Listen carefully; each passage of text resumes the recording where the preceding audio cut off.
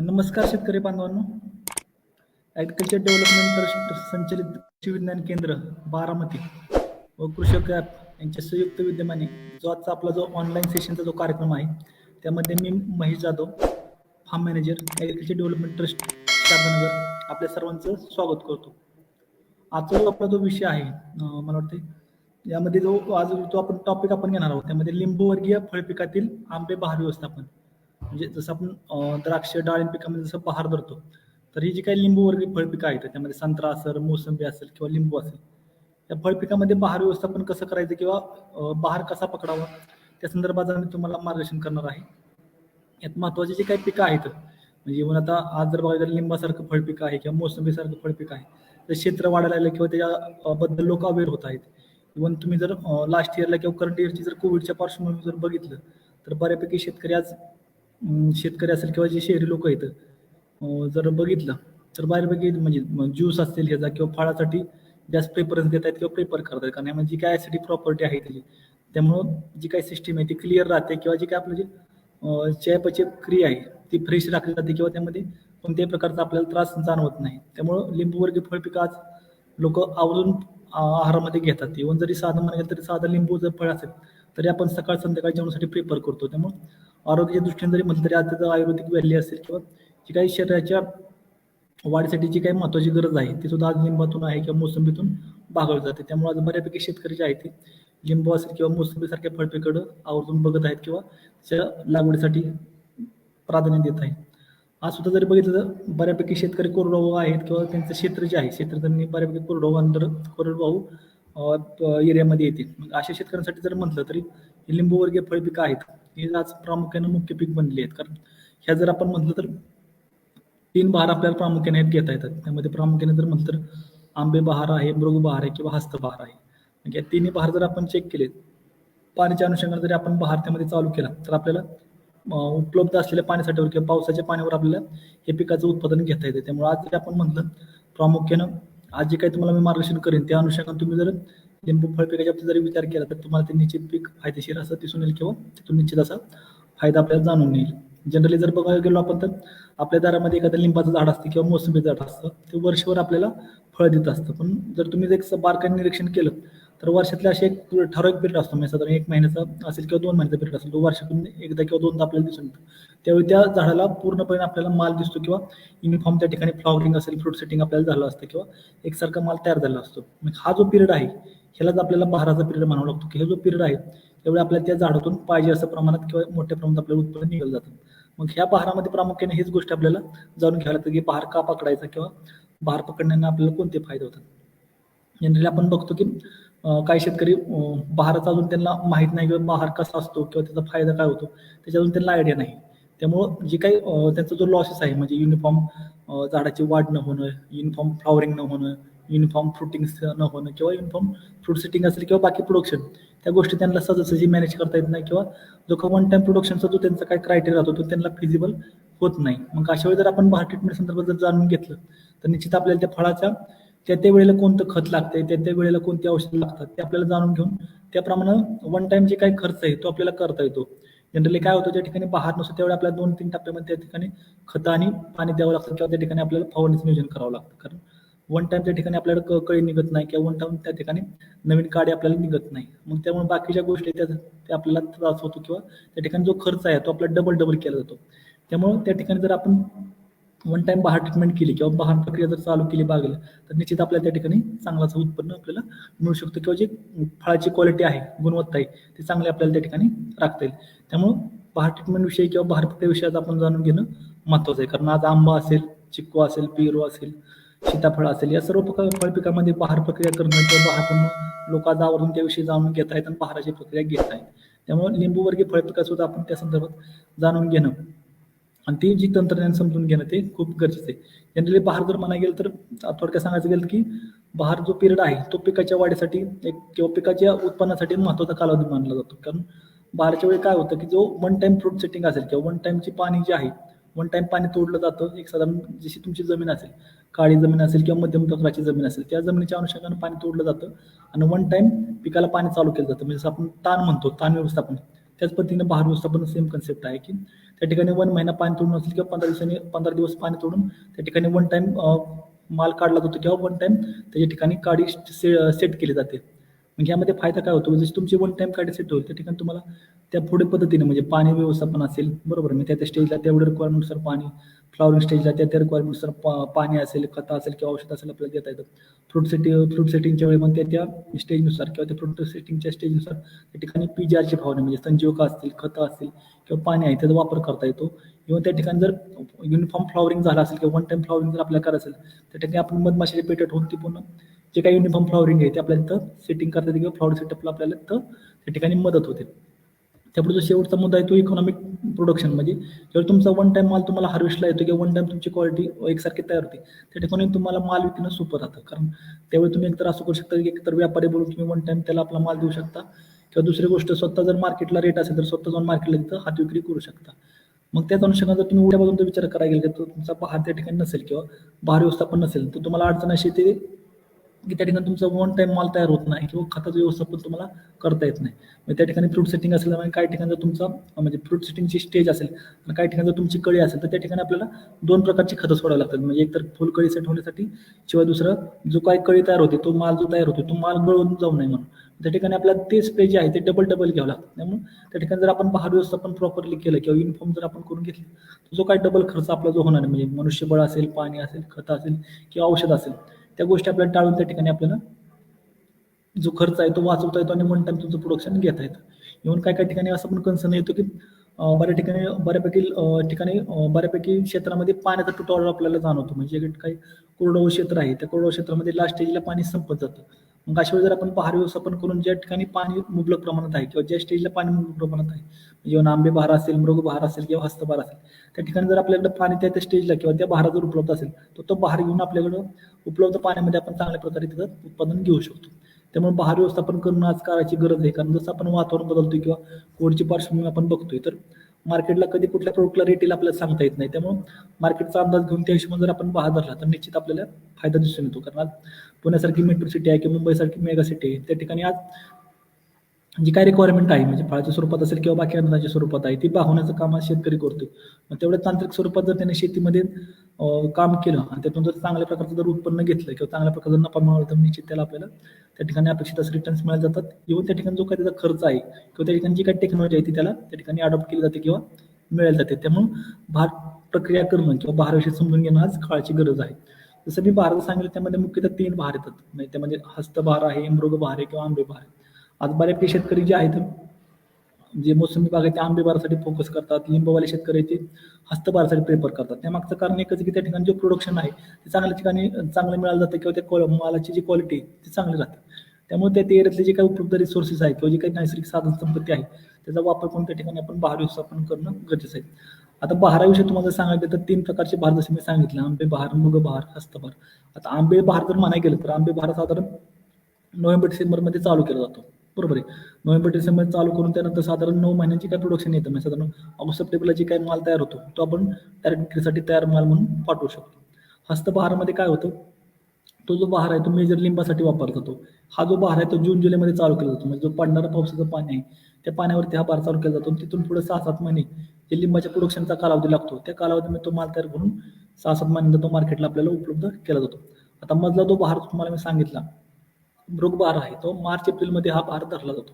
ज्या ठिकाणी बऱ्यापैकी पाणी आहे किंवा मार्केटची थोडी कंडिशन बघून त्या ठिकाणी हा मृग बहार पकडला जातो. इव्हन लिंबू असेल किंवा बाकी मोसंबी फळपीक आहे किंवा संत्रा फळपीक आहे त्या ठिकाणी हे बहार आवर्जून धरला जातो. आणि त्या ठिकाणी जे काही उत्पन्न आहे तर त्या महत्वाचा कायतरी त्यावेळी तो राहतो की त्या ठिकाणी तुमच्याकडे पाणी उपलब्ध मुबलक प्रमाणात पाहिजे किंवा जमीन जी आहे ती चांगल्या प्रकारची पाहिजे जेणेकरून त्या ठिकाणी चांगलं असं उत्पन्न आपल्याला हे मिळू शकतं. किंवा त्या ठिकाणी जी काही गळ आहे कारण मेजॉरिटी काय होतं जे उन्हाळ्यामध्ये जर पाण्यात ताण पडला तर त्या ठिकाणी जे काही फ्लॉवर ड्रॉपिंग आहे किंवा फ्रूट ड्रॉपिंग आपल्याला जास्त प्रमाणात दिसून येतं. बरोबर. त्यावेळी जर पाणी मुबलक प्रमाणात असेल किंवा ती जमीन जर वापसा कंडिशनमध्ये त्या सीझनमध्ये राहिली त्या हंगामामध्ये तर त्या ठिकाणी तो कळीचा तोटा आपल्याला किंवा जे काही लॉसेस आहे ड्रॉपिंग लॉसेस ते आपल्याला तिथं काही होत नाहीत किंवा जाणवत नाहीत. आता महत्त्वाचं जसं मी तुम्हाला सांगितलं की ते पहिल्यामध्ये आंबे बहार म्हणजे जर म्हणायला गेलं तर आंब्यामध्ये जो बहार पकडला तो आंबे बहार, तसंच हा मोसंबी संत्र्यामध्ये पकडला जाणार तो आंबे बहार नावानं प्रचलित आहे. यामध्ये काय केलं जातं नोव्हेंबर डिसेंबरमध्ये ते बागेला पाणी दिलं जातं. त्याच्या अगोदर तो पिरियड आहे त्यामध्ये मालाचं म्हणजे सतत जर म्हणायला गेलं ऑगस्ट सप्टेंबरला माल संपल्यानंतर बाग पूर्ण रेस्टिंग स्टेजला दिली जाते. म्हणजे त्या ठिकाणी जीवनप्रमाण होतं जसं की फॉस्फरिक ॲसिड लास्ट स्टेजला देऊन त्या ठिकाणी काडी मॅच्युअर करून ठेवली जाते. थोडक्यात सांगायचं गेलं ज्या ठिकाणी बागेचा पूर्ण माल संपलेला आहे किंवा बाग पूर्ण माल निघून गेलेला आहे अशा बागेमध्ये एक लास्टचं पाणी म्हणून त्या ठिकाणी फॉस्फरिक ॲसिड असेल किंवा जीवनप्रमाण चौथीसारखी खतं येतं ते ड्रिपमधून सोडून दिली जातात. एकरी जरी म्हणायचं गेलं म्हणजे फॉस्फरिक ॲसिड तर 4 लिटर किंवा 0.0 सारखं खत आहे वॉटर सोल्युबल ते एकरी 4 किलो प्रमाणात दिलं जातं आणि त्या ठिकाणी बाग पूर्ण रेस्टवर दिली जाते. आता तुम्ही मला रेस्टवर म्हणजे काय असं जनरली जर सांगायला गेलं रेस्टिंगचा कन्सेप्ट असा आहे की त्या ठिकाणी जे काय बागेमध्ये आपण जे काय अन्नद्रव्य पुरवतोय किंवा पाणी देतो ते पूर्णपणे स्टॉप केलं जातं. यामागचा उद्देश एकच असतो की जी काही बागेचं जे काही प्रोडक्शन कॅपॅसिटी आहे ती थांबवली जाते त्यावेळी किंवा ती बाग पूर्ण रेस्टवर म्हणजे आरामदायी परिस्थितीला सोडली जाते. त्याच्या मागचा उद्देश हा असतो की तुमची बाग जेव्हा वन टाइम रेस्टला जाईल तुम्ही जेव्हा पाणी चालू कराल त्यावेळी तुमचं वन टाइम प्रोडक्शन चालू होतं. तर त्या ठिकाणी निघणार जे काही माल आहे तो वन टाइम सेटिंग झालेला असतो किंवा त्यातून वन टाइम प्रोडक्शन आपल्याला हार्वेस्टिंगला केलं वन टाइम हार्वेस्टिंग आपल्याला मिळालं जातं. आता तुम्ही मला की ह्या रेस्टिंग पेजमध्ये आपण करायचं काय कारण आता आपली जमीन तर त्या बागाखाली आहे किंवा तिथं अडकून जाणार आहे. तर मित्रांनो तसं काय नसतं. त्यावेळी आपण ज्यावेळी रेस्टिंग स्टेजला बाग देतो तर त्यावेळी तेव्हा बाग पोचण्यासाठी आपण त्या बागेला वेळ देत असतो. म्हणजे एक तर यामध्ये काय करतो आपण ज्यावेळी बॅक रेस्टिंग सीजला असते त्यावेळी त्या बागेमधली महत्त्वाची कामं आहेत जी आपल्याला इतर वेळी करणं शक्य नसतं तर ते आपल्याला त्या ठिकाणी करता येतं. तर महत्त्वाची काम म्हणजे एकतर जी काही जमीन आहे ती जमीन चांगली चाळून घेतली जाते. चाळून याचा अर्थ त्या ठिकाणी जी काही जुना जारवा आहे म्हणजे ज्या मागच्या भारताचा जो काही जारवा आहे किंवा जी काही अन्न शोषण करणारी मुळं आहेत कारण एकतर जे जारवा असतो तो जमिनीतून अन्नद्रव्य घेण्याचं काम करत असतो. तो जारवा त्या ठिकाणी तोडला जातो कारण हा जो जुना जारवा असतो ॲज अ सपोर्टिंग रूट म्हणून काम करत असतो. मग हा जर जुना जारवा तोडला तर त्या ठिकाणी आपल्याला नवीन जारवा तयार होतो आणि त्या ठिकाणी त्याची कॅपॅसिटी वाढवली जाते म्हणजे काही अन्नद्रव्य अन्न अपटेक करणं असेल किंवा पाणी घेणं असेल त्याची कॅपॅसिटी वाढवली जाते आणि बागेला एकसारखी त्या ठिकाणी त्या अन्नद्रव्याचा पुरवठा केला जातो. दुसरी गोष्ट चाळणी केल्यामुळे त्याची बागेतले जे काही हाडणी झालेली किंवा कॉम्पॅक्टनेस तो तयार झालेला आहे तो त्या ठिकाणी मोडला जातो किंवा जी कडकपणा आहे तो बागेचा तो मोडला जातो. त्यातून फायदा असा होतो की जेवढी तुम्ही जमीन भुसभुशीत केली जाते मोकळी केली जाते त्या ठिकाणी तुमचं हवेचं जे काही ही आहे हवेचा अपटेक असेल किंवा हवेची जी काही रिस्पिरेशन प्रक्रिया आहे किंवा तिथं हवेचं जे काही वाफचा कंडिशन आपण म्हणतो ती मेंटेन केली जाते. त्या व्यतिरिक्त त्या ठिकाणी पाण्याचं जे शोषण आहे पाणी जे स्टोअर करण्याची कॅपॅसिटी ती वाढवली जाते आणि त्या ठिकाणी जे कॅपिलरी पोर्स असतात ते त्या ठिकाणी एम्प्टी झालेले असतात. त्या ठिकाणी वॉटर जर आपण दिलं किंवा जर पाणी अप्लाय केलं त्या ठिकाणी ते पुन्हा फुलफिल केलं जातं किंवा त्या पिकाच्या कॅपॅसिटीनुसार तिथं पाणी त्या रूट झोनला स्टोअर केलं जातं. पुढे ज्यावेळी आपण चाळणी करतो त्यावेळी आपल्याला वेळ मिळतो त्या ठिकाणी आपण शेणखत भरू शकतो किंवा त्या बागेसाठी जे काही मिश्र खत आहे ते आपल्याला टाकता येतात. पण त्या ठिकाणी बागेवरती काही जी सल आहे म्हणजे अशी काही बागेमध्ये काडी आहे की ज्याला माल लागत नाही किंवा एखादी क्रॉस केलेले काडी आहे जी झाडासाठी त्रासदायक आहे. मग अशा ज्या काड्या आहेत म्हणून काही काही ठिकाणी सल पण आपण बघतो की मोसंबीमध्ये मेजर प्रॉब्लेम असतो की डायबॅकचा बरोबर थोडं वातावरण चेंज झालं की त्या ठिकाणी मरीचा प्रॉब्लेम आपल्याला दिसून येतो. त्या मरीच्या प्रॉब्लेममध्ये काय होतं की झाडाचे शेंडे सुकलेले दिसतात. मग ह्या ज्या काही ज्या गोष्टी आपल्याला दिसून येतात म्हणजे काही ठिकाणी माल लागत नाही एखादी फांदी जमिनीकडे चालली जिचा काय उपयोग होत नाही किंवा ती नुसती वाढते अन्नद्रव्य घेते त्याला माल लागत नाही. पण सलीसारखा जो भाग आहे तो आपण त्या ठिकाणी त्या रेस्ट पिरियडमध्ये काढू शकतो.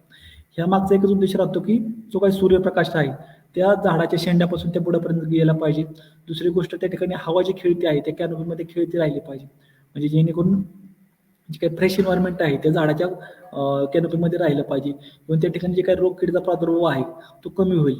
म्हणजे काय होतं ज्या ठिकाणी आपण अशी ठिकाणी सल जर काढली तर त्या ठिकाणी जे काही स्प्रे आपण घेणार आहोत एरियल स्प्रे तर ते पूर्ण झाडामध्ये ट्रान्सफॉर्म केलं जातं म्हणजे एका बाजूला दुसऱ्या बाजूला पूर्ण स्प्रे केले जातात आणि ज्या ठिकाणचे रोग आणि कीड आहेत म्हणजे पेस्ट अँड डिसीजचा जो मेजर प्रॉब्लेम आहे तो त्या ठिकाणी कंट्रोल केला जातो. त्यामुळे रेस्टिंग पेजला आपल्या ह्या गोष्टी आहेत त्या गोष्टी जाणून घेऊन त्या ठिकाणी करणं गरजेचं आहे. म्हणून काय काही वेळा असं पण होतं की काही ठिकाणी मरीसारखे इश्यू आपल्याला जाणवतात. मग त्या मरीसारख्या इश्यूच्या ठिकाणी म्हणजे ज्या ठिकाणी मरीची झाडं दिसतात किंवा ज्या ठिकाणी तसा पॅच दिसतोय त्या ठिकाणी आपण इंडिव्हिज्युअल ड्रिंचिंग घेऊ शकतो किंवा त्या ठिकाणी झाडामध्ये काय प्रॉब्लेम आहे का किंवा तशी त्या सॉइल टेस्टिंग करून म्हणजे कुठले हार्मफुल मायक्रो ऑर्गॅनिझम्स त्या सॉइलमध्ये आहेत.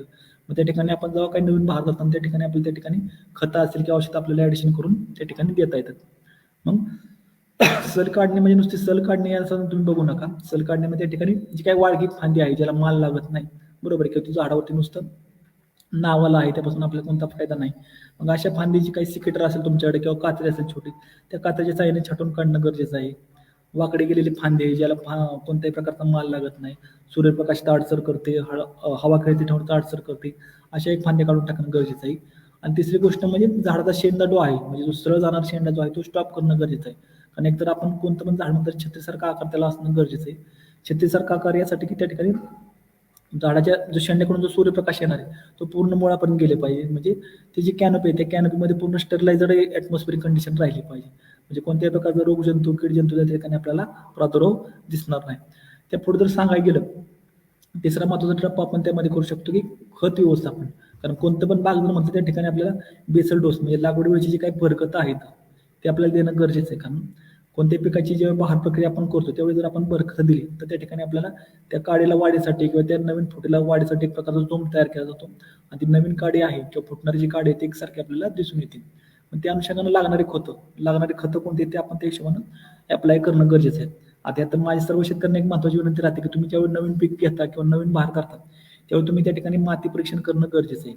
आता बऱ्याच ठिकाणी पाण्याची पण अडचण, त्यामुळे ते पाणी परीक्षण सुद्धा आपल्याला त्या गोष्टीनं जाणून घेऊन करणं गरजेचं आहे. कारण आज जर बघितलं क्षारपड एरिया बऱ्यापैकी वाढलेला आहे किंवा काही ठिकाणी चोपण जमीन आहे, पाण्याचा इश्यू आहे. मग अशा कंडिशनमध्ये पाण्याचं चेकअप करून त्या पाण्यामध्ये कमी काय आहे, जास्त काय आहे, म्हणजे कोणत्या हार्मफुल घटकाचं प्रमाण जास्त आहे, कोणत्या युजफुल घटकांचं प्रमाण कमी आहे, त्यासाठी कोणत्या रेमेडी आहेत त्या जाणून घेऊन त्या ठिकाणी पाण्याचं आपण टेस्टिंग करून त्या ठिकाणी ती जी काय रेमेडी आहे त्याचं फॉलो करणं गरजेचं आहे. तसं सॉइल टेस्टिंग जरी केलं आपण तर सॉइल टेस्टिंगमध्ये आपल्या जमिनीमध्ये कोणते अन्न घटक जास्त आहेत, कोणते कमी येतं, कोणते मध्यम प्रमाणात येतं, कोणते जास्त प्रमाणात आहेत ते आपल्याला जाणून येतात आणि त्या पद्धतीनं आपण त्याची ट्रीटमेंट पुढे चालू करू शकतो. म्हणजे नत्राचं प्रमाण किती आहे, म्हणजे मेजरमध्ये नत्रच परत पालाश आहे, सेकंडरी म्हणजे दुय्यम अन्नद्रव्य कॅल्शियम, मॅग्नेशियम, सल्फर आहे, सूक्ष्म अन्नद्रव्य बाकी 6-7 प्रकारचे अन्नद्रव्य येतं. मग ही अन्नद्रव्य किती प्रमाणात आहेत, आपल्या मुख्य पिकाला पाहिजे किती, कारण प्रत्येक पिकाची रेंज ॲव्हरेज ठरलेली आहे. म्हणजे जर तुम्ही लिंबासारखं पीक घेतलं तर त्यामध्ये चोपण आहे, म्हणजे क्षारता जी आहे क्षारता साधारण 0.1% पेक्षा कमी लागते. त्या ठिकाणी असणारे जे काही सोडियम प्रमाण आहे, म्हणजे जे काही सोडियम घटकाचं प्रमाण आहे ते 5 ते 7% किंवा चुनखडीचं प्रमाण आहे ते 5 ते 7% एवढं लागतं. मग त्याच बाजूला तुम्ही मोसंबीमध्ये गेला तर मोसंबीमध्ये 8% पर्यंत चुनखडी असलेलं चालतं. 8% पेक्षा चुनखडी असेल तर त्या पिकाला ती जमीन चालत नाही. किंवा त्या ठिकाणी जे काही क्षारतेचं प्रमाण आहे किंवा चोपणपणा आहे तो 0.1% एवढाच असावा. म्हणजे ह्या ज्या गोष्टी आहेत त्या आपल्याला सॉइल टेस्टिंग केल्याशिवाय कळत नाही. त्यामुळे ज्या ठिकाणी तुम्ही कोणतीही नवीन जमीन तयार केली असेल किंवा तुमची दोन्ही जमीन ऑलरेडी पीक आहे तर वर्षाकाठी म्हणजे जर फळबाग असेल तर 3 वर्षातून एकदा आणि तुमची सीझनल पिकं हंगामी पिकं असेल तर त्या ठिकाणी वर्षातून एकदा त्या ठिकाणी माती परीक्षण करणं गरजेचं आहे. आता या संदर्भात जी काही माहिती आहे म्हणजे माती नमुना कसा घ्यावा, माती नमुना कोणत्या वेळी घेतला पाहिजे किंवा कोणत्या ठिकाणचा घ्यायचा किंवा एक आयडियल माती नमुना कसा घ्यायचा, ह्या सगळ्या गोष्टीचं तांत्रिक मार्गदर्शन आपल्या KVK मार्फत शेतकऱ्यांना विनामूल्य केलं जातं. तशी फॅसिलिटी आपल्याकडे उपलब्ध आहे. त्यामध्ये झाडाची पानगीट तपासणी असेल, बरोबर, किंवा त्या ठिकाणी पाणी तपासणी असेल आणि शेवटचं म्हणजे माती तपासणी, ह्या तिन्ही गोष्टी आपल्या या ठिकाणी KVK मध्ये केल्या जातात. त्यामुळे कुणाला त्याविषयी शंका असेल तर KVK मध्ये आपली तांत्रिक कमिटी आहे किंवा तांत्रिक जे काही पदाधिकारी आहेत त्यांच्याशी भेट घेऊन तुम्ही त्या संदर्भात अधिक माहिती करून घ्या आणि त्या संदर्भात माती टेस्टिंगसाठी तुम्हाला जे काही गरज लागत असेल त्या संदर्भात तुम्हाला पूर्ण मार्गदर्शन केले जाईल. आता माती परीक्षण केल्यानंतर ते काय अन्नद्रव्य उपलब्ध आहेत किंवा किती प्रमाणात आहेत त्याचा अंदाज घेऊन आपल्याला त्या ठिकाणी खतं वाढवून देणं गरजेचं आहे. तर तुमची नवीन लागवड असेल, काही ठिकाणी आपण बघतो की शेतकरी इंटरेस्टेड आहे बागा लावायला पण त्यांना त्या जमिनीमध्ये काय टाकावं हे माहीत नाही.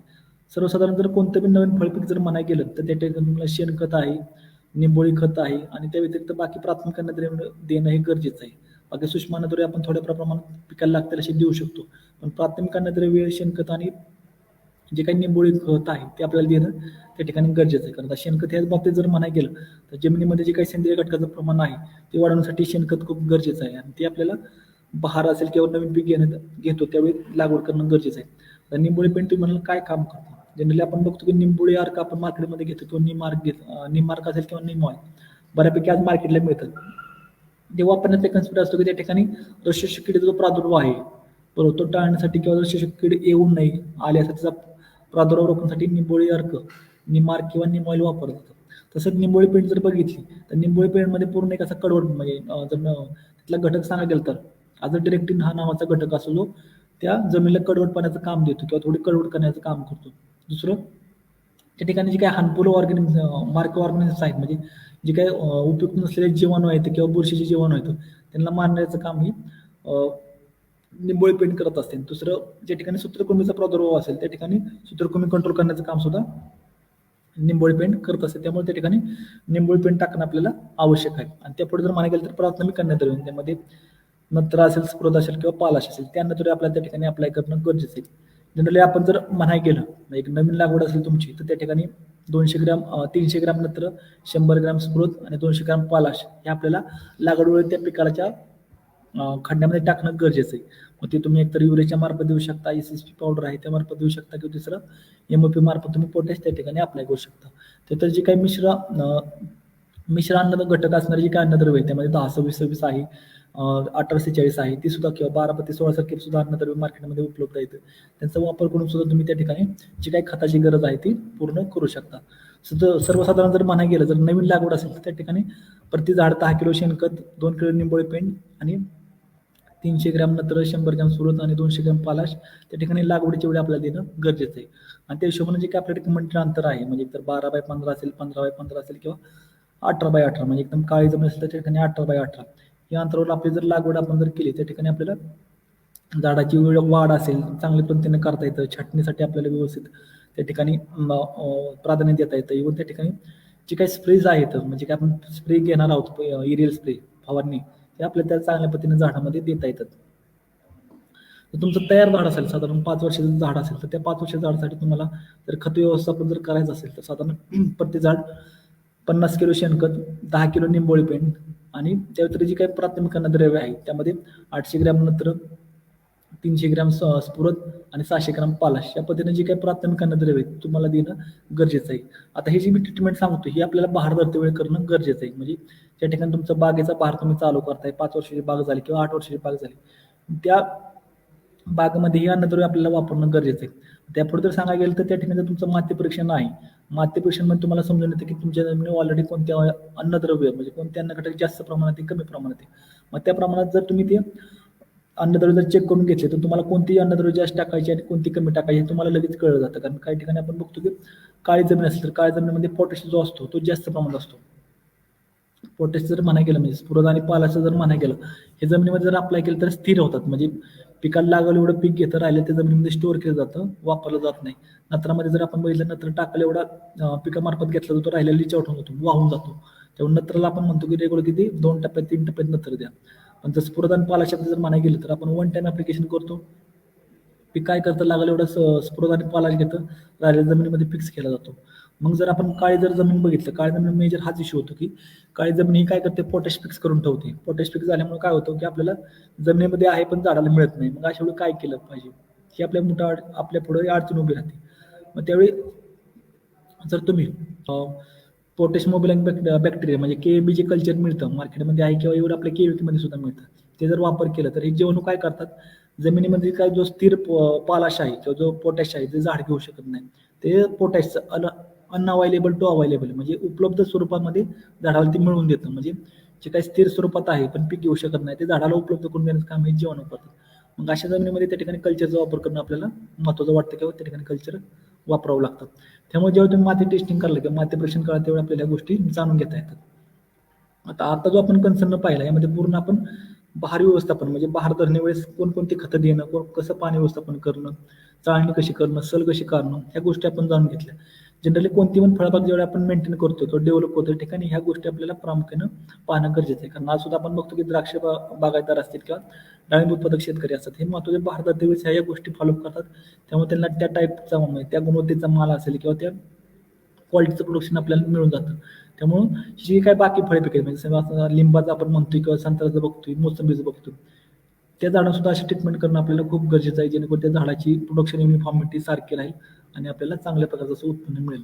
आता ह्याच्या गोष्टी आपण बघितल्या इव्हन म्हणजे बागेला ताण दिल्यापासून पुढं पाणी चालू करून आपल्याला काय काय गोष्टी करायच्या, त्यामध्ये ड्रीप व्यवस्थापन असेल, चाळणी असेल, खत भरणी असेल, छाटणी असेल, ह्या गोष्टी तुम्हाला जर अजून काही माहिती हवी असेल किंवा जाणून घ्यायचं असेल तर KVK जी टीम आहे, आपली कृषी कॅपची टीम आहे, त्यांच्यापर्यंत तुम्ही निसंकोचपणे जा, त्याबद्दल जाणून घ्या.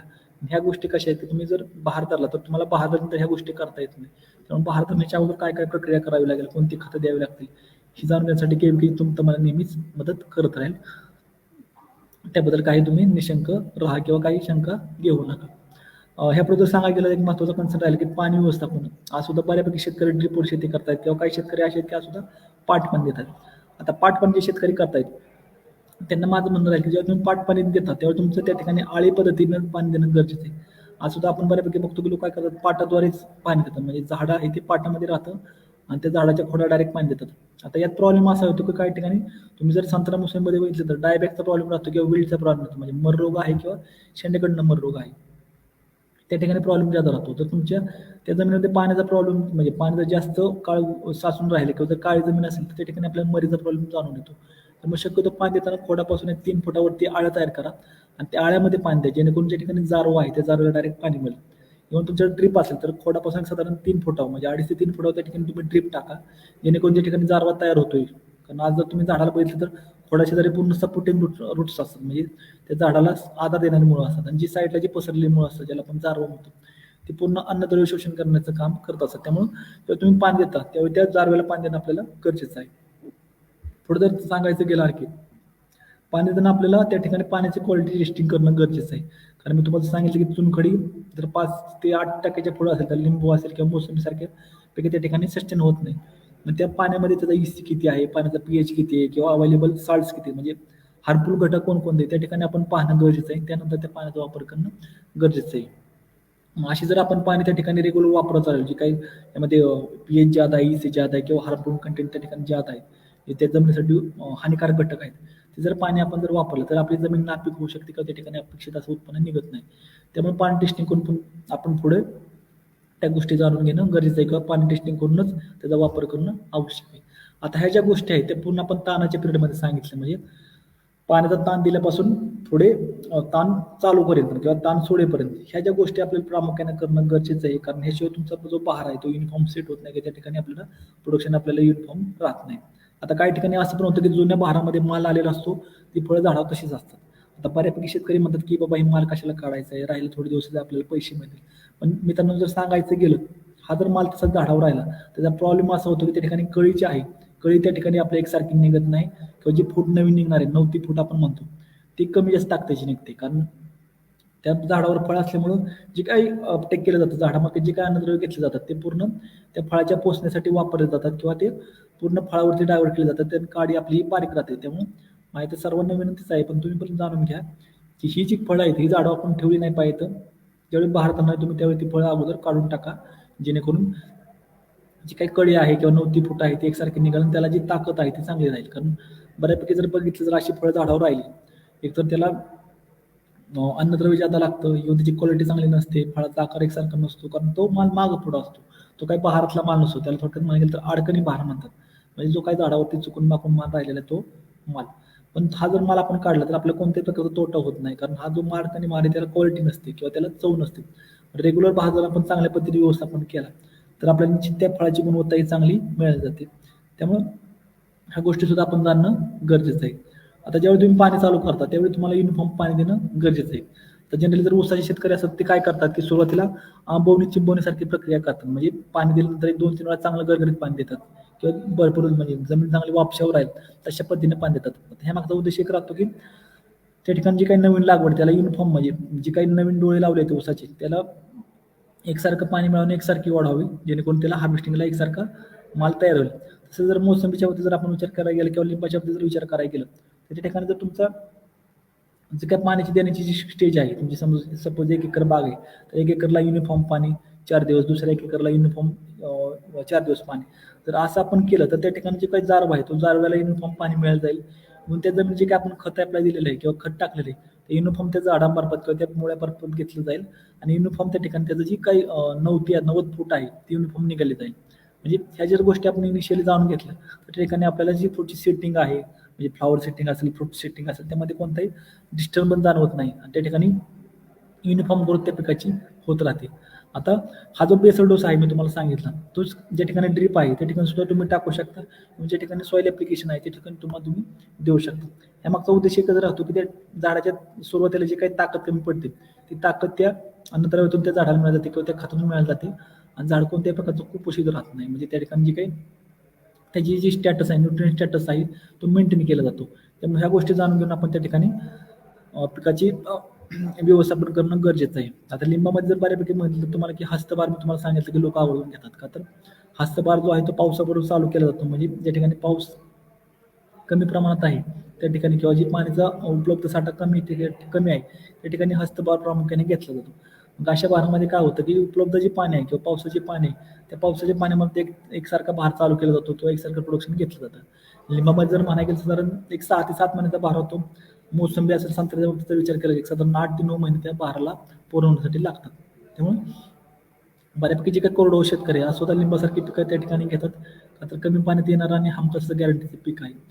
आणि मोसंबीचा जर विचार करायला गेला तर त्याच्या ठिकाणी उपलब्ध पाणीसाठा चांगला आहे किंवा जमीन चांगली काळी कसदार आहे, त्या ठिकाणी ही पिकं लागवड केली जातात.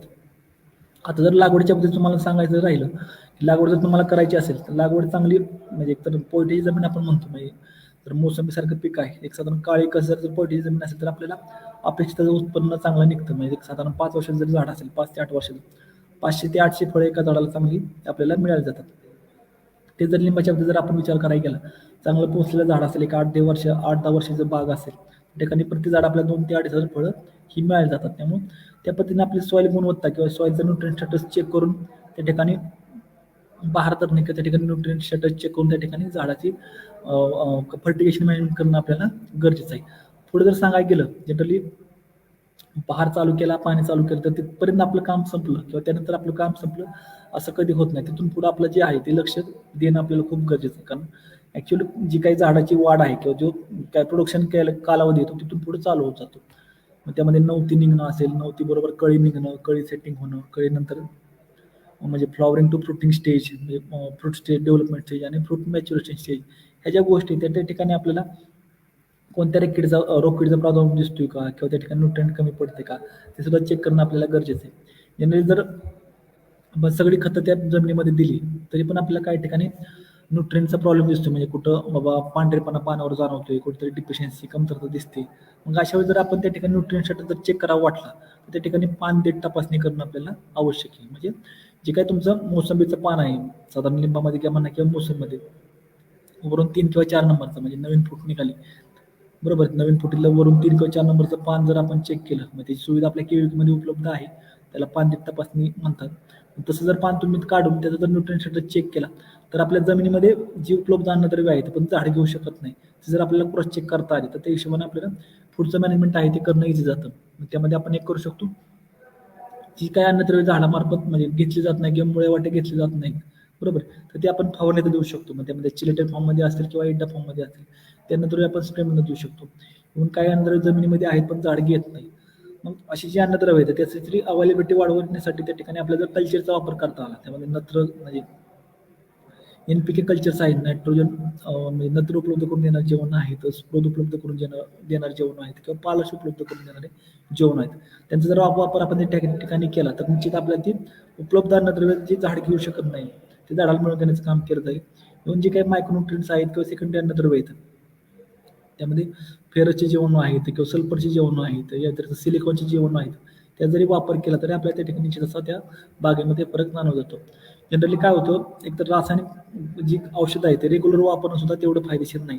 त्या ठिकाणी आपण जर जैविक जी काही खतं वापरली किंवा जैविक जे काही जीवाणू वापरले, जीवाणू किंवा कल्चरचा जर वापर आपण त्या ठिकाणी केला तर आपल्याला जे काही आपण जी जमिनीमध्ये टाकलेली अन्नद्रव्य आहेत त्याचा प्रॉपर युटिलायझेशन त्या जीवाणूमार्फत केलं जातं आणि त्या पिकाला अपटेक चांगल्या प्रकारे केलं जातं. इव्हन त्यापुढे जर म्हणायला गेलं तर जर जे काही युजफुल मायक्रो ऑर्गॅनिझम्स आहेत किंवा उपयुक्त जे जीवाणू आहेत त्यांचा जमिनीमधला काउंट सुद्धा वाढवला जातो. थोडक्यात जर म्हणायला तर जमीन आपल्याला जिवंत जमीन आपण त्या ठिकाणी ही ठेवू शकतो किंवा राखू शकतो.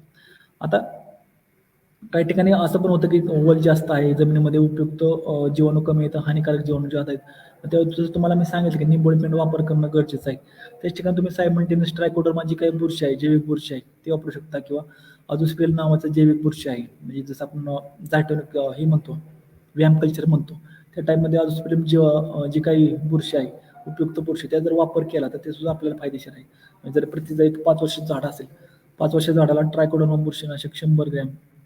दुसरं मी तुम्हाला सांगितलं आता अझोस्पिरिलम जे उपयुक्त जीवाणू आहेत किंवा उपयुक्त बुरशी आहे ती प्रतिक्रिया झाड जर 100 ग्राम जरी आपण दिली तर त्या ठिकाणी आपल्याला इनिशियल पासून जी काही झाडाच्या मुळामध्ये मरीचा प्रॉब्लेम आहे किंवा जी काही विल्टिंगचा प्रॉब्लेम आहे किंवा डायबॅकचा प्रॉब्लेम आहे तो आपल्याला त्या ठिकाणी कंट्रोल करता येतो. त्यामुळे इनिशियल आपण स्वतः बागेची टेस्टिंग करून किंवा त्या मातीची टेस्टिंग करून त्या ठिकाणी पुढं काम करणं गरजेचं आहे. आता त्यापुढे जर सांगायला गेलं, जेव्हा आपण पाणी चालू करतो जसं मी मला सांगितलं की युनिफॉर्म पाणी, म्हणजे तर काळी जमीन असेल तर त्याला युनिफॉर्म पाणी पासण्यासाठी कमीत कमी 2 ते 3 दिवस किंवा 4 दिवस पाणी आपल्याला रेग्युलर देणं गरजेचं आहे, जेणेकरून त्याचा बेड जो आहे बेड पूर्ण ओला केला जाईल किंवा त्याची काही मुळाची माती आहे पूर्ण ओली केली जाईल आणि झाडाची जी स्प्राउटिंग आहे ती युनिफॉर्म होत जाईल. इव्हन काही ठिकाणी असं होतं की पाट पाणी आहे, पाट पाणी तुम्ही प्रेशर न देता किंवा एक फुल स्टेजनं फुल फेजनं पाणी देता. त्यावेळी अडचण अशी होती की जमिनीमध्ये पाणी मुरत नाही, नुसतं पळत जातं. त्यावेळी आपली कटाक्षानं काळजी घेऊन एक तर असं करावं लागेल तुम्हाला की कमी प्रेशरचं पाणी म्हणजे साधारण पाणी जे आहे एका वेळी 3-4 झाडाला जर तुम्ही दिलं तर ते पाणी मुरत जाईल, ते झाडाच्या जारव्यामध्ये किंवा त्या रूट झोनमध्ये चांगल्या पद्धतीने पाणी शोषलं जाईल, जेणेकरून त्या ठिकाणी जो पाणी आहे तो पाणी युनिफॉर्म बसल्यामुळे त्या ठिकाणी कळी एकसारखी निघेल किंवा सेटिंग त्या ठिकाणी एकसारखं होईल. इव्हन काही ठिकाणी जर मरीचा प्रॉब्लेम जास्त प्रमाणात असेल तर बोर्डो पेस्ट मार्केटला रेडीमेड मिळते. बरोबर म्हणजे ज्या ठिकाणी चुना मोरचून आणि पाण्याचं मिश्रण जर आपण त्या झाडाच्या बुडाला पेस्टिंग केलं तर आपल्याला फायदा असा होतो की जमिनीतून होणारे काही मर्जन्य जीवाणू आहेत किंवा विषाणू आहेत त्यांचा प्रॉब्लेम त्या ठिकाणी टाळला जातो की त्या ठिकाणी त्यांचा जो काउंट आहे तो कमी केला जातो. त्यामुळे ज्या ठिकाणी शक्य आहे त्या ठिकाणी तुम्ही बोर्डो पेस्टचा अवश्य वापर करावा. म्हणजे बहार धरते वेळेस असेल किंवा पावसाच्या सुरुवातीला किंवा पावसाच्या कालावधी म्हणजे जेणेकरून जे काही मर्जन्य बुरशी जीवाणू आहेत ते जमिनीमधून झाडावरती चढणार नाही तर झाडाची जी काही विल्टिंगचा प्रॉब्लेम आहे तो थांबवला जाईल. आता पुढे जर जसं आपण झाडाची आता बहार ट्रीटमेंट बघितली तसं पुढच्या कालावधीमध्ये झाडाची जी काही ग्रोथ आहे ते ग्रोथ असेल किंवा त्याच्यावरती पेस्ट अँड डिसीज अटॅक जो आहे तो आपल्याला रेग्युलर चेकआउट करणं गरजेचं आहे, जेणेकरून जी काही मालाची गुणवत्ता आहे किंवा क्वालिटी राहील ती फळाची चांगली राहील.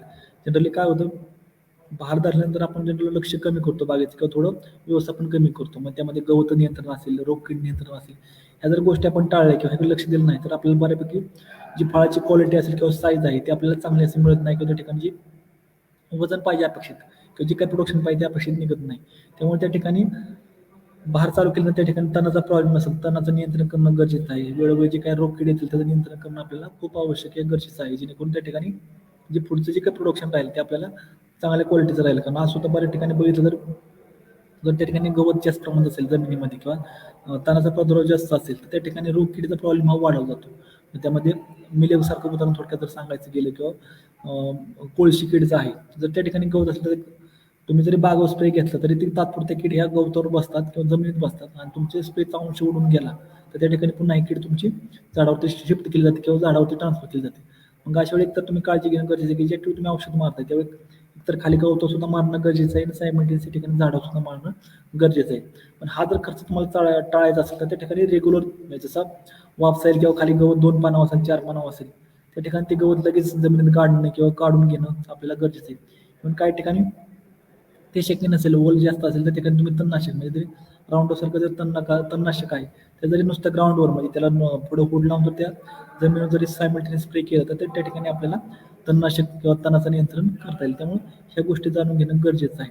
पुढं जेव्हा रोगकिडीचा प्रॉब्लेम तुम्ही स्प्रे करता म्हणजे कीटकनाशक असेल किंवा बुरशीनाशक त्याचा फवारणी करताना एक तर तुम्ही वातावरणीय कंडिशन बघून स्प्रे करणं गरजेचं आहे. म्हणजे एकतर उन्हाळा कालावधी असेल तर सकाळी 11च्या अगोदर आणि संध्याकाळी 5च्या नंतर किंवा 4च्या नंतर त्या ठिकाणी फवारणी केली. म्हणजे इथं सांगायचं कारण त्या मागचं आहे की त्या ठिकाणी त्या पिरियडमध्ये त्या ठिकाणी झाडाची स्टोमाटो ओपनिंग राहतो म्हणजे त्या ठिकाणी अन्नद्रव्य तयार करण्याची प्रक्रिया चालू होते किंवा चालू असते आणि त्यावेळी जर आपण असा स्प्रे घेतला तर त्या सिस्टीममध्ये झाडाची केला जातो आणि जे काही त्या ठिकाणी बुरशीचा प्रॉब्लेम आहे किंवा रशीच्या किडी त्या ठिकाणी त्याचं पूर्ण निर्मूलन केलं जातं.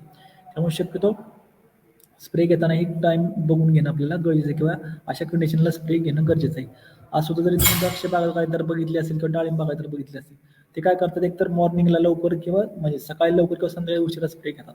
त्यामागचं कारण एकच आहे की त्या ठिकाणी जर स्टोमॅटो ओपन असेल तर ते अन्नद्रव्य किंवा ते जे काही औषध आहे जे तुम्ही बुरशीसाठी घेताय किंवा कीटकनाशक जे आहे ते कीटकासाठी घेतलं ते झाडामध्ये चांगल्या प्रकारे शोषलं जातं आणि त्या ठिकाणी रोगकीडीचा नायनाट पूर्ण केला जातो. त्याला जर म्हणायला तर थोडक्यात एक डेल्टा कंडिशन म्हणून त्याला म्हणतात म्हणजे डेल्टा कंडिशन ऑफ स्प्रेइंग फवारणीची एक आयडियल अशी वेळ.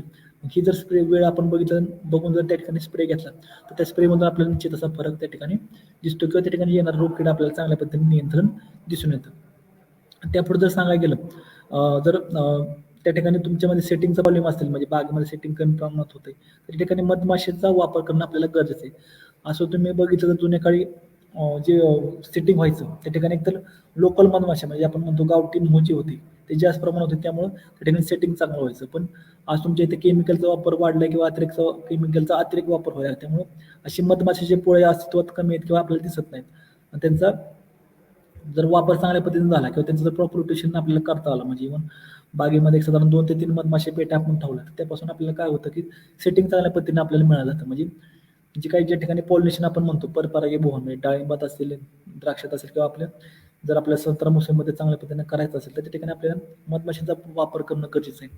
आज सुद्धा आपल्याकडे आपण ती फॅसिलिटी उपलब्ध करून ठेवलेली आहे की ज्या ठिकाणी तुम्हाला डाळिंबामध्ये पॉलिनेशनचा प्रॉब्लेम आहे, गोटकांद्यामध्ये पॉलिनेशनचा प्रॉब्लेम आहे किंवा संत्रा मोसंबीमध्ये पॉलिनेशनचा प्रॉब्लेम आहे, त्या ठिकाणी जर आपण अशा मधमाशीचे पेट्या ठेवले तर त्या ठिकाणी आपल्या पॉलिनेशनमध्ये चांगला इम्पॅक्ट दिसून येतो किंवा त्या ठिकाणी सेटिंग चांगल्या पद्धतीने आपल्याला चालू दिसतो.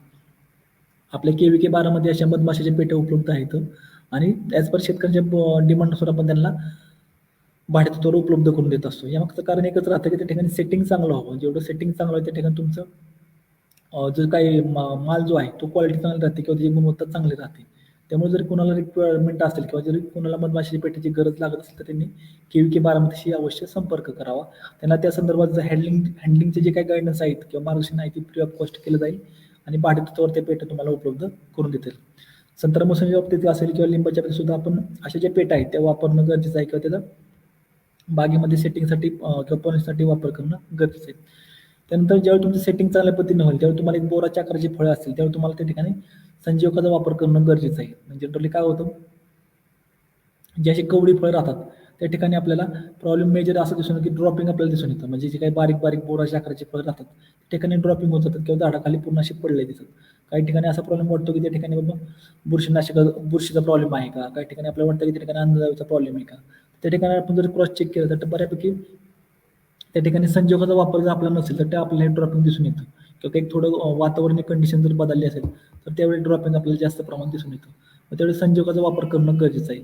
आता जर सांगायचं गेलं त्या संजोगामध्ये तुम्ही एकतर जी आहे म्हणजे जिप्रेक ॲसिड आपण म्हणतो GA3 वापरू शकता, दुसरा युरिया आहे आणि तिसरं जे आहे 22 साधारण 200 लिटर जर पाणी बघितलं 200 लिटर पाण्याला एक साधारण 1.5 ग्रॅम GA, युरिया 1 किलो आणि 22 100 ग्रॅम हे जर कॉम्बिनेशन करून जर आपण स्प्रे घेतला मग त्यात म्हणजे तुमची काही बुरशीचा प्रॉब्लेम असेल तर कंट्रोल केला जातो. काही ठिकाणी संजीवकाचा वापर असल्यामुळे जर काही त्या ठिकाणी झाडामध्ये नॅचरल कंडिशनचा काही प्रॉब्लेम असेल तर त्या संजीवकमध्ये त्या ठिकाणी सेटिंग चांगलं केलं जातं.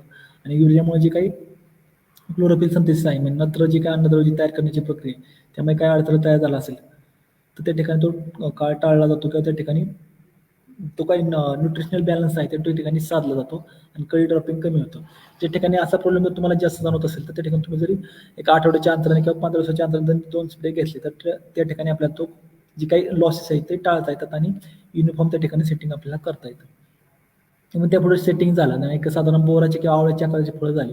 आता त्या ठिकाणी जर तुम्हाला जरी ड्रॉपिंगचा प्रॉब्लेम असेल तर 13-0-45 सारखं जे काही किंवा पोटॅशियम नायट्रेट सारखं जे खत आहे ते जर स्प्रे घेतलं तर आपल्याला चांगल्या पद्धतीने त्या ठिकाणी रिझल्ट दिसून येतो. म्हणजे काही जे काही ड्रॉपिंग आहे त्या ठिकाणी एक साधारण बोराच्या आकाराची फळं करतायत किंवा एक लिंबाच्या आकाराची फळं गळतायत मोसंबीमध्ये त्या ठिकाणी ती ड्रॉपिंग टाळण्यासाठी आपण जर त्या ठिकाणी 13-0-45 स्प्रे घेतला तर ते ड्रॉपिंग आपल्याला टाळता येते किंवा त्या ठिकाणी आपल्याला कंट्रोल करता येतं. त्यामुळे ते जर स्प्रे आपण घेतला तरी आपल्याला काही अडचण जाणवत नाही. इव्हन त्यापुढे जर म्हणायला गेलं काही ठिकाणी बुरशीनाशकाचा प्रॉब्लेम आपल्याला जाणवतो म्हणजे बुरशी आपल्याला जास्त प्रमाणात दिसून येते. मग काही ठिकाणी जर म्हणायला गेलं फळाच्या देठावरती आपल्याला बुरशी दिसून म्हणजे जे काही फळ जो आहे जे ठिकाणी झाडाला अटॅच असतं ते जे काही देठाचा भाग आहे देठाच्या ठिकाणी आपल्याला बुरशी दिसून येते किंवा त्या ठिकाणी काळं पडलेलं दिसतं. मग ते जर आपल्याला जाणून घेतलं आपण बारकाईने जर बघून घेतलं तर त्या ठिकाणी काळी पडलेली जी बुरशी आहे त्या ठिकाणी आपल्याला जर कंट्रोल करणं जर असेल तर त्या ठिकाणी बुरशीनाशक स्प्रे सुद्धा आपल्याला त्यावेळी देणं गरजेचं आहे.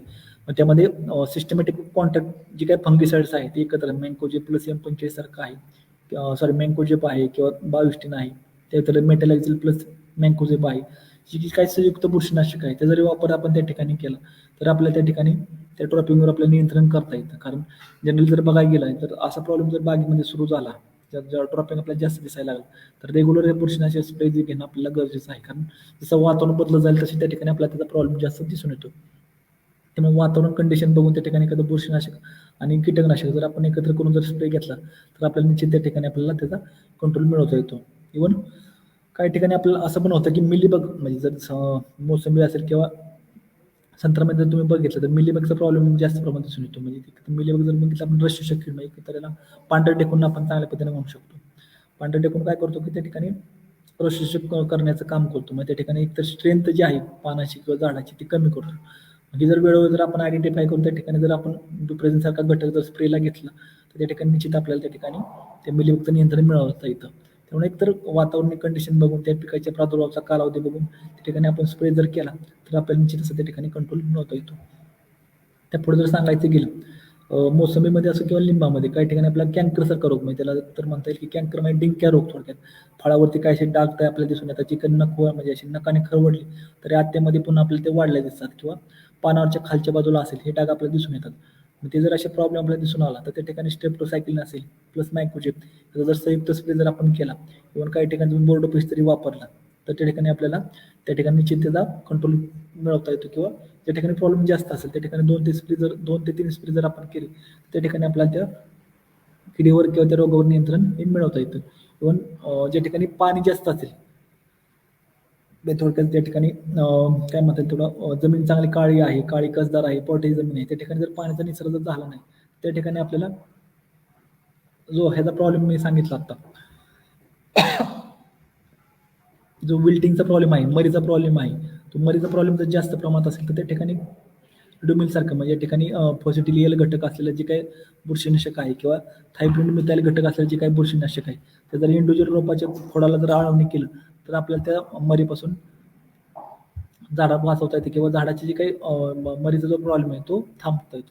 आता हे जे छोट्या छोट्या गोष्टी आहेत त्या लिंबूवर्गीय फळपिकामध्ये आपण प्रामुख्याने जाणून घेणं किंवा वेळोवेळी समजून घेणं गरजेचं आहे. कारण ह्या जर प्रादुर्भाव जास्त प्रमाणात होत गेला म्हणजे इव्हन मिलीबग असेल किंवा फ्रूट ड्रॉपिंग असेल इव्हन त्या ठिकाणी विल्टिंगचा जो प्रॉब्लेम आहे ते जर वेळोवेळी जर आपण कंट्रोल केलं तर त्या ठिकाणी जी झाड आहे ते आपल्याला चांगल्या पद्धतीने आपल्याला वाचवता येतं, त्याला कोणत्याही प्रकारचं नुकसान आपल्याला जाणून येत नाही. इव्हन काही ठिकाणी असं पण होतं की झाडाची शाखीय वाढ चांगली झालेली असते आणि काही ठिकाणी पानामध्ये पिवळेपणा दिसून येतो, काही ठिकाणी पांढरेपणा दिसून येतो. मग त्यावेळी जर तुम्ही जर चेक केलं क्रॉस चेक केलं तर त्या ठिकाणी तुम्हाला ते न्यूट्रिएंट डिफिशियन्सी दिसून येते. त्यामध्ये झिंक असेल, मॅग्नीज असेल किंवा मॅग्नेशियम असेल किंवा व्यतिरिक्त आयर्नसारखी अन्नद्रव्य आहेत जी मेजर डिफिशियन्सी आपल्याला त्या झाडावरती दाखवते.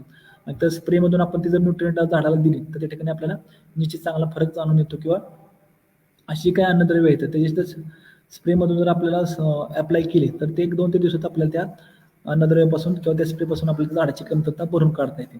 इव्हन काही ठिकाणी असं होऊ शकतं की स्प्रेमधून ती कमतरता आपल्याला भरून निघत नाही. मग त्यावेळी तुम्ही एक करू शकता की एक साधारण 100 किलो गांडूळ खतं घेऊन त्यामध्ये काही दुय्यम आणि सूक्ष्म अन्नद्रव्य त्यामध्ये झिंक सल्फेट असेल, फेरस सल्फेट असेल, मॅग्नेशियम सल्फेट असेल म्हणजे तरी साधारण 100 किलो शेणखत घेतलं किंवा गांडूळ खत घेतलं त्यामध्ये zinc sulphate 5 kilo, ferrous sulphate 10 kilo, magnesium sulphate जे आहे मॅग्नेशियम सल्फेट आहे ते 25 किलो आणि जे काही मॅग्नीज सल्फेट आहे ते 5 किलो घेऊन त्या पद्धतीने आपण जर दिलं त्या शेणखतामध्ये मिक्स करून चांगले 2 दिवस मुरवून जर त्या झाडाच्या सरीमध्ये टाकलं किंवा झाडाच्या बगलामध्ये टाकलं तर त्याचा वापर करून त्या ठिकाणी झाडाची काही जी अन्नद्रव्याची कमतरता आहे ती आपल्याला टाळता येते किंवा अन्नद्रव्याची जी काही उपलब्धता झाडाला करून दिली जाते. त्यामुळे तसे जर काही तुम्हाला झाडाच्या वाढीमध्ये तशी काय प्रॉब्लेम जाणवला की थोडी अन्नद्रव्याची कमतरता दिसते त्या ठिकाणी त्याचा वापर आपण ह्या शेणखतामार्फत ह्या अन्नद्रव्याचा वापर करून त्या पिकाची वाढ आपण चांगल्या पद्धतीनं करू शकतो. आता मला वाटते हे जे काही महत्त्वाच्या बहार धरण्याच्या प्रक्रिया आहेत किंवा या बहार धरल्यानंतर कोणत्या गोष्टी घ्यायच्या त्या पूर्ण आज आपण चर्चा केल्या आहेत. यामध्ये पिकाची वाढ असेल बरोबर, पिकाची फवारणीचं शेड्यूल असेल किंवा पिकाच्या सेटिंगच्या वेळी कोणती काळजी घ्यायची ह्या सगळ्या गोष्टी आपण आज ह्या बहार व्यवस्थापनामध्ये जाणून घेतल्या आहेत. आता दिवसेंदिवस ह्या पिकाची किंवा ह्या फळांची मागणी वाढणार आहे त्यामुळे त्या अनुषंगानं त्या फळ पिकाला तेवढं जोपासणं किंवा त्याचं लक्ष देणं त्या पद्धतीचा क्वालिटीचा माल तयार करणं हे आपण जाणून घेणं गरजेचं आहे जेणेकरून मार्केटमध्ये अपेक्षित आपल्याला काय आहे. कारण आज जरी आपण मोसंबीचं मार्केटला रेट बघितलं एक साधारण 16 किलोचं क्रेट असलं तर 400 ते 500 रुपये एका क्रेटला भाव मिळतो. इव्हन लिंबासारखं जर बघितलं आपण एक साधारण डझनवर जरी लिंबू जरी काढली एक 12 लिंबाचा भाव आपल्याला 50 ते 60 रुपये मिळतो. त्यामुळे त्या क्वालिटीचा माल मार्केटला आणून देणं किंवा त्या क्वालिटीचा माल तयार करणं हे आपल्या हातात आहे. आणि ह्या ज्या गोष्टी मी तुम्हाला आता सांगितल्या सगळ्या जाणून घेऊन आपण त्या पद्धतीने झाडाचं चांगल्या पद्धतीने उत्पन्न घेऊ शकतो. मित्रांनो मला वाटतं बऱ्यापैकी आपण लिंबूवर्गीय फळ पिकातलं जे काही बहार व्यवस्थापन आहे त्याबद्दल जाणून घेतलं. त्यात मला वाटतं बऱ्यापैकी शंका आलेल्या आहेत. यामध्ये एकतर पहिलं आहे की कळी निघण्याच्या काळ व अवस्था म्हणजे मोसंबीमध्ये म्हणा किंवा लिंबामध्ये कळी निघण्याचा काळ कधी असतो. ज्यावेळी आपण पहिलं पाणी चालू करतो त्यानंतर एक 15 दिवसांनी त्यामध्ये कळी निघण्यास चालू होते. म्हणजे ज्यावेळी 9 ती फूट चालू होते 9 ती फूट चालू झाल्यानंतर 2 पानावर जेव्हा ती फूट असते त्यावेळी त्या ठिकाणी आपल्याला कळी दिसून येते.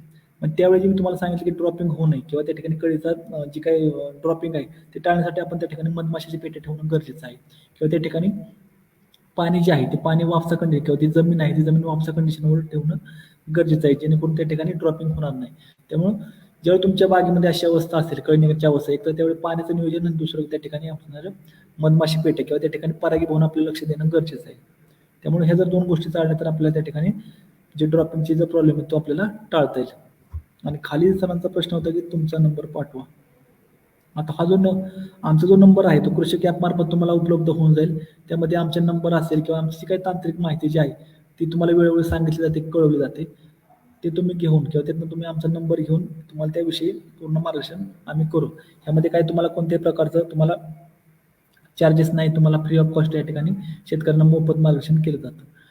कृषी ॲप असेल, KVK बारामती असेल, नियमित शेतकऱ्यांना त्या पद्धतीनं वेळोवेळी तांत्रिक मार्गदर्शनासाठी सहकार्य करत आलेलं आहे. इव्हन त्या ठिकाणी फील्ड व्हिजिट असतील किंवा त्या ठिकाणी व्हॉट्सअप असतील किंवा फोन कॉल्सवर आपण शेतकऱ्यांना मार्गदर्शन करत असतो.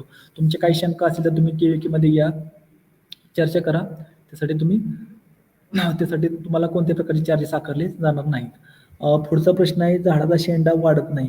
आता ह्यात 1-2 गोष्टी असतात. त्या जमिनीमध्ये एकतर क्षाराचं प्रमाण जास्त असेल त्या ठिकाणी शेंडा आपल्याला जळल्यासारखा दिसतो. आणि दुसरं त्या ठिकाणी जर जमिनीमध्ये कॅल्शियमची कमतरता असेल तर कॅल्शियमच्या कमतरतेमुळे झाडाचा शेंडा हा पूर्ण चालत नाही किंवा थांबवला जातो. आणि तिसरं जर कारण जर सांगायचं गेलं, त्यामध्ये थंडीचा जो पिरियड असतो, थंडीच्या पिरियडमध्ये झाडाची वाढ थांबवली जाते. कारण त्या ठिकाणी जो ॲटमॉस्फिअरिक कंडिशन आहे किंवा जमिनीतली जी कंडिशन आहे ती झाडाच्या वाढीसाठी योग्य नसते. त्यावेळी झाडे स्ट्रेसमध्ये असतं. त्यामुळे त्या ठिकाणी जमिनीमध्ये वापसा जर आपण कायम ठेवला तर वापसा ठेवल्यानंतर झाडाची एक युनिफॉर्म वाढ आपल्याला दिसून येते. कॅल्शियमची कमतरता असेल तर तुम्ही एकदा म्हणजे एकतर माझं म्हणणं आहे की तुम्ही सॉइल टेस्टिंग करून घ्या. मग त्या ठिकाणी जर कॅल्शियमची कमतरता असेल तर त्या ठिकाणी तुम्हाला कॅल्शियम जे आहे अप्लाय करावं लागेल किंवा स्प्रेमध्ये असेल किंवा जास्त प्रमाणात जर कॅल्शियमची कमतरता असेल तर आपल्याला त्या ठिकाणी सॉइल ॲप्लिकेशनद्वारे कॅल्शियम द्यावं लागेल. पुढचा प्रश्न आहे की जास्त पावसामुळे झाड ताणावर येत नाही, कोणती फवारणी घ्यावी? अशा जमिनीमध्ये जर तुमचा ताण बसत नसेल, एकतर पहिली गोष्ट तुम्ही अशी केली पाहिजे, ही लागवड जी आहे तुम्ही एकतर सुरुवातीला लागवड करताना एकतर बेडवर लागवड करा. म्हणजे एक साधारण जसं ऊस लागवडीला असतील किंवा भाजीपाल्याचं बेड तयार करतो, मल्चिंग करून बेड तयार करतो, मल्चिंग टाकतो, त्या टाईपमध्ये नुसते बेड तयार करून घ्या आणि अशा बेडवर तुम्ही फळझाडाची लागवड करा. जेणेकरून त्या ठिकाणी जे पाणी आहे, अतिरिक्त पाणी आहे ते झाडाच्या मुळात राहणार नाही. ते इझिली लीच आउट आपल्याला करता येईल किंवा जमिनीतून काढता येईल. आणि दुसरी गोष्ट जर तसं करणं शक्य नसेल किंवा जुनी बाग असेल तर त्या ठिकाणी तुम्ही इतरसारखं औषध जे आहे, संजीवक आहे, त्या संजीवक जर फवारणी केली तर त्या ठिकाणी आपल्याला पानगळ केली जाते आणि पानगळ झाल्यानंतर पुन्हा तुमची युनिफॉर्म ही 90 निघाली जाते किंवा 90 फुटी निघाली जाते. त्यामुळे जर तुम्ही त्या ठिकाणी जरी इतरचा वापर केला तरी तुम्हाला काही ठिकाणी अडचण येणार नाही. पुढं आहे की नवीन 90 फुटत निघत नाही. मला वाटते नवीन फूट निघत नाही तर आता तुम्ही सॉइल टेस्टिंग एकदा करून घ्या. त्या ठिकाणी जर क्षाराचा प्रॉब्लेम असेल, जसं मगाशी मी सांगितलं, क्षाराच्या प्रॉब्लेममुळे त्या ठिकाणी 90ला जो आहे स्कॉर्चिंग आपल्याला दिसून येते किंवा तो शेंडा जागेवर जळतो. दुसरी गोष्ट त्या ठिकाणी कॅल्शियम बोरानची कमतरता मेजर त्या ठिकाणी आपल्याला दिसून येते. म्हणजे एक तर तुमच्या जमिनीमध्ये कॅल्शियम बोरानची जर कमतरता असेल तर त्या शेंडा त्या ठिकाणी तयार होत नाही किंवा जो काही शेंडा तयार होतो तो आकोड तयार होतो. तर मग अशा कंडिशनला जर तुम्ही कॅल्शियमचा जरी वापर केला तरी आपल्याला त्या ठिकाणी 90 निघण्यास मदत होईल. इव्हन त्या ठिकाणी काही पाण्याचा प्रॉब्लेम असेल तर तो पण चेक करून घ्या. कारण जर पाणी कमी प्रमाणात असेल तर त्या ठिकाणी आपल्याला वाढ थांबून राहते किंवा वाढचा जो कालावधी आहे तो पिरियड लांबवला जातो. त्यामुळे त्या ठिकाणी आपण पाण्याचा प्रॉब्लेम किंवा वापसा कंडिशन आहे का ते चेक करून घ्या. या व्यतिरिक्त कोणाची काही शंका असेल तर तुम्हाला कृषी ॲप मार्फत तुम्ही विचारू शकता. इव्हन हे काही जे सेशन्स आहेत ते कृषी ॲप मार्फत तुम्ही रिवाइज किंवा पुन्हा तुम्हाला वेळ मिळेल तेव्हा तुम्ही ऐकू शकता. मला वाटते बऱ्यापैकी जे काही बहार व्यवस्थापनाबद्दल आपण जे काही आंबिया बहार आहे त्याबद्दल जाणून घेतले. कोणाला काही शंका असेल तर तुम्ही अवश्य विचारा. इव्हन ह्याविषयी काय अजून तुम्हाला मार्गदर्शन पाहिजे असेल, शेती संदर्भात जे काही शेती संदर्भात जे काही तुम्हाला तांत्रिक मार्गदर्शन हवे असेल तर आपण जानेवारीमध्ये प्रदर्शन घेतोय. कृषी तंत्रज्ञान सप्ताह आपण आयोजित केलेला आहे. त्यामुळे तुम्ही शेतीमध्ये जे काही नवीन तंत्रज्ञान आहे ते तुम्ही प्रात्यक्षिक बघू शकता. तुमचे जे काही शंका आहेत त्या तज्ञांना विचारू शकता आणि त्या संदर्भात तुमचे जे काही मार्गदर्शन आहे तुम्हाला मोफत व विनामूल्य मिळालं जाईल.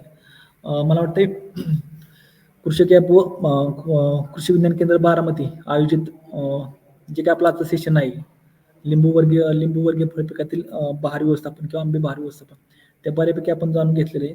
या व्यतिरिक्त कोणाला काही शंका असतील तर तुम्ही अवश्य फोन करा. कृषी ॲप मार्फत तुम्ही अवश्य जोडले जाल तर तुम्हाला त्याबद्दल चांगल्या पद्धतीने मार्गदर्शन हे मिळालं जाईल. शेतकरी मित्रांनो, आजचं सेशन मी जे आहे ते इथंच समाप्त करतोय. कुणाला काही शंका असेल तर तुम्ही अवश्य कृषी ॲपशी कॉन्टॅक्ट करावा आणि त्या संदर्भात जाणून घ्यावं. धन्यवाद.